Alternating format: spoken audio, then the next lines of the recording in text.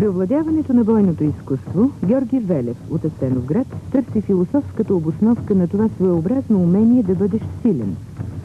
Тръгнал от желанието да потърси корените на силата от човека, той се насочва към българските обичаи и българската душевност.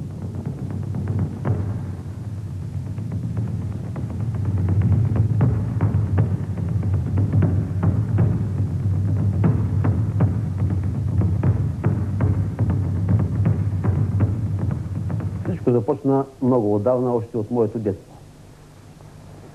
Бях слабо момче, което много често идеше бой. Но и бях много горд и винаги мислех, че това е една голяма несправедливост по-слабия да иде бой от по-силния. След време смятах, че трябва да бъда силен. Това решение се оформи изведнъж у мене някакси и от 9-ти клас нататък започнах да тренирам усилено. Като от началото започнах да дигам гири, избрах си 2 камъка от реката, тогава живеехме още на реката. И всяка сутрин с фанатична постоянност по 1 час тренирах преди да отида на училище. Тренирал съм културизъм, тренирал съм борба, тренирал съм малко щанги, тъй като тук Асеновград е град, който се слави със своите добри щангисти, но от мен и щангист не стана. Винаги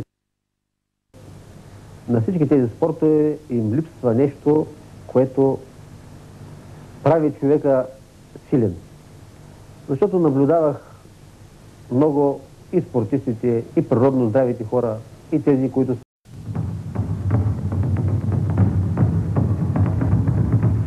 При овладяването на бойното изкуство Георги Велев от Асеновград търси философската обосновка на това своеобразно умение да бъдеш силен. Тръгнал от желанието да потърси корените на силата от човека, той се насочва към българските обичаи и българската душевност.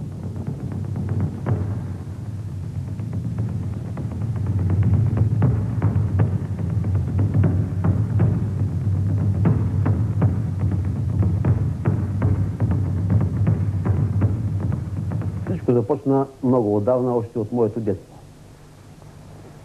Бях слабо момче, което много често идеше бой. Но и бях много горд и винаги мислех, че това е една голяма несправедливост по-слабия да иде бой от по-силния. След време смятах, че трябва да бъда силен. Това решение се оформи изведнъж у мене някакси и от 9-ти клас нататък започнах да тренирам усилено. Като от началото започнах да дигам гири, избрах си 2 камъка от реката, тогава живеехме още на реката. И всяка сутрин с фанатична постоянност по 1 час тренирах преди да отида на училище. Тренирал съм културизъм, тренирал съм борба, тренирал съм малко щанги, тъй като тук Асеновград е град, който се слави със своите добри щангисти, но от мен и щангист не стана. Винаги на всички тези спортове им липсва нещо, което прави човека силен. Защото наблюдавах много и спортистите, и природно здравите хора, и тези, които са